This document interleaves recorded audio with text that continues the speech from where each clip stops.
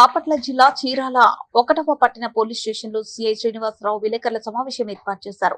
ఈ సందర్భంగా ఆయన మాట్లాడుతూ ఇటీవల 19వ తేదీ 9వ నెల 2024న చీరాల పట్టణం విజయపేటలో 75 సంవత్సరాల వృద్ధ మహిళ మిస్సింగ్ కేసులో ఇద్దరిని ఈ రోజు అరెస్ట్ చేయడం జరిగింది. ఈమెకు ఇంటి ఎదురుగా ఉన్న వారితో భూమికి డబ్బులకు సంబంధించి వివాదాలు ఉన్నాయి. వీరు ఆమెను కారులో తీసుకుని వెళ్లి కూల్ డ్రింక్ లో పాయిజన్ ఇచ్చి త్రాగించి అనంతరం ఆమె మెడలో ఉన్న బంగారంను విక్రయించి శవాన్ని తీసుకుని వినుకొండ వద్ద ఉన్న ఒక గ్రామంలో దహనం చేయడం జరిగింది. తర్వాత కుటుంబ సభ్యుల ఫిర్యాదుల మేరకు కేసు నమోదు చేసి విచారణ చేసి నిందితులను సీసీ కెమెరాలు సాంకేతిక నైపుణ్యత ఆధారంగా అరెస్ట్ చేయడం జరిగిందని తెలిపారు. ఈ కార్యక్రమంలో ఎస్ఐ సిబ్బంది పాల్గొన్నారు.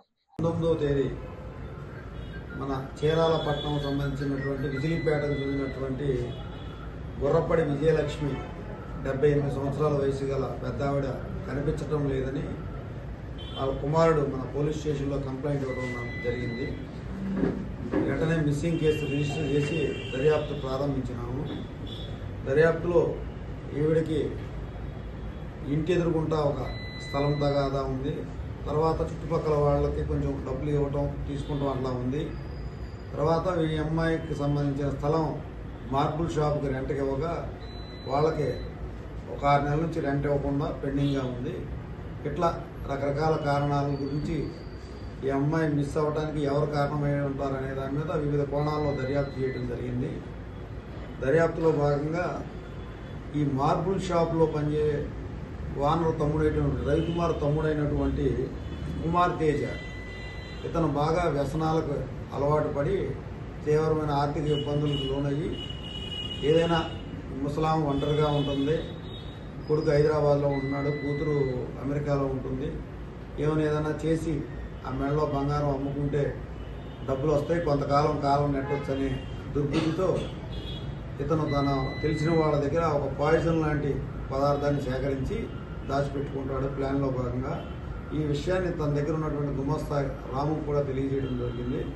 ఇద్దరు అనుకుని 15వ తేదీ వీళ్ళ ప్లాన్లో భాగంగా రాముని పంపించి విజయలక్ష్మి గారిని పిలుచుకురండి, ఈ స్థలం కొనడానికి వ్యక్తులు వచ్చారు, ఆ వ్యక్తులకు బేరం మాట్లాడటం కోసం రమ్మనే ఉద్దేశంతో విజయలక్ష్మి గారింటికి రాముని పంపించడం జరిగింది. రాము వెళ్ళి ఆమెకు చెప్పు రావడం, సుమారు 2 గంటల ఆ టైంలో మధ్యాహ్నం విజయలక్ష్మి గారు నడుచుకుంటూ ఈ మార్బుల్ షాప్కి రావడం జరిగింది. వచ్చిన తర్వాత వీళ్ళ ప్లాన్లో భాగంగా ఆ షాప్లో ఉన్న గదిలో కూర్చోబెట్టి వీళ్ళ ప్లాన్ ప్రకారం ముందుగా తెచ్చుకున్నటువంటి పాయిజన్ సబ్స్టెన్స్ని ఆ కూల్ డ్రింక్లో కలిపి ఆమెకు తాగించడం జరిగింది. కొద్దిసేపటికి ఆమె స్పృహ కోల్పోయి మరణించడం జరిగింది.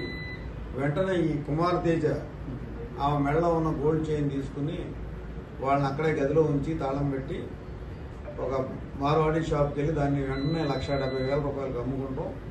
తిరిగి మళ్ళీ వస్తూ కారులో పెట్రోల్ కొట్టించుకుని వాళ్ళ షాప్లోకి వెళ్ళి ఎవరో చూడకుండా ఈ విజయలక్ష్మి గారి శవాన్ని కారులో వేసుకుని అక్కడ నుంచి తీసుకుని మన చిలకలూరుపేట వయ్య వినుకొండ మీదుగా దర్శి రోడ్లో తీసుకెళ్ళి కొంత దూరం గంగదేవపల్లి అనే విలేజ్ దగ్గరికి తీసుకెళ్ళి ముళ్ళకంపంలోకి లాక్కెళ్ళి అక్కడ పడేయడం.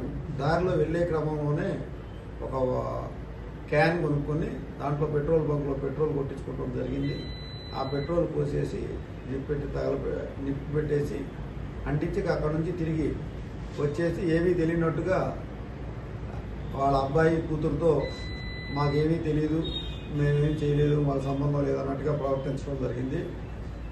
కానీ సీసీటీవీ ఫుటేజ్ రకరకాల టెక్నికల్ ఎవిడెన్స్ ద్వారా ముద్దాయిలు వాళ్ళగా నిర్ధారించి ఈరోజు అరెస్ట్ చేయడం జరిగింది. ఇది చాలా హేయమైన చర్య. ముద్దాయిలకి తప్పనిసరిగా కఠినంగా శిక్ష పడేలాగా వారల్ ఎవిడెన్స్ కానీ టెక్నికల్ ఎవిడెన్స్ కానీ పూర్తిగా సేకరిస్తూ ఉన్నాము. ఈ చంపిన తర్వాత వచ్చిన డబ్బుల్ని తాను ఇమీడియట్గా కొంతమందికి అప్పులు తీసుకున్న వాళ్ళకి తిరిగి చెల్లించడం జరిగింది. అన్ని వివరాలు సేకరించి ఎవిడెన్స్ని పకడ్బందీగా సేకరించి ఈ నేరస్తులకి తప్పనిసరిగా శిక్ష పడేలాగా చర్యలు తీసుకుంటాం. పాయసం కుమార్ తేజ ఇతను చీరాల పాపరాజు తోట చీరాల అతను, యార్లగడ్డ రాము ఇతను కారంచీడు. ఈ చనిపోయిన ఆవిడ వచ్చేసి గుర్రపు విజయలక్ష్మి 78 years. లూథరన్ చర్చి దగ్గర చేరాలి.